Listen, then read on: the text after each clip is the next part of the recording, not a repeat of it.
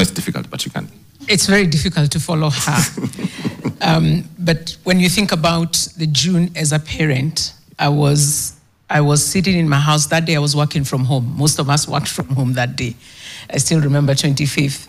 And thinking of all the young people that were going out and with the vow that they were going to do this peaceably, and watching some of our children within the estate actually walking out of the estate and going out and knowing and giving them the piece of advice that this is peaceful, and they went out and did the walk to a certain distance and all that followed. I think for me the most important thing is, when I look at the corporate world and how that event has changed and will change the corporate world, is we need to allow for opportunities for people to speak up. So we need to encourage listening a lot more. And we have an opportunity every time we sit down, not just with Gen Z, but I think with everyone, to listen to what is it that they value, what is their expectations in an environment. So whether you're sitting in an office and the manager is trying to create something new, get the views of everyone, listen to what would make a difference for them and what matters to them. I think that's the realization for me during that period, that listening is important, because when we listen, then we understand the people better, and then we can create a better future for everyone, not just for one generation, but for everybody else.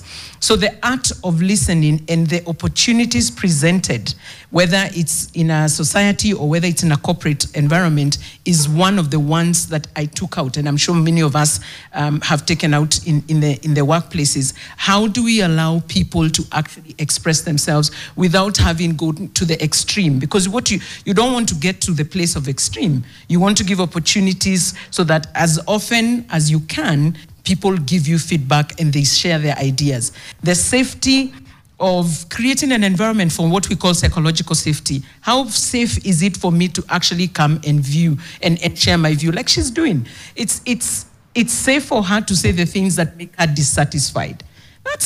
That's not a wrong thing. It is saying this is how I feel and this is what I value. And because of what I value, this is what I expect. So everybody should be creating an environment for psychological safety. Whether you're a parent, allow your children to know that they can share their views in this environment, so that you create an environment in the office or at the family that is acceptable for everyone. You think the corporate world is ready for this?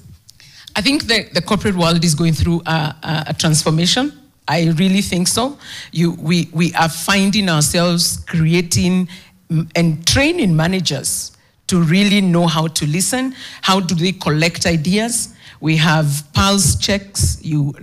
At my organization, which is Absa, we do pulse check. We do the annual surveys for employees, but we also have these town halls, and those are town halls for open mic. So an open mic is similar to here, where you allow employees to challenge leadership on matters that are important to them. So there's a transformation that's going on in the corporate world, and it's a good transformation.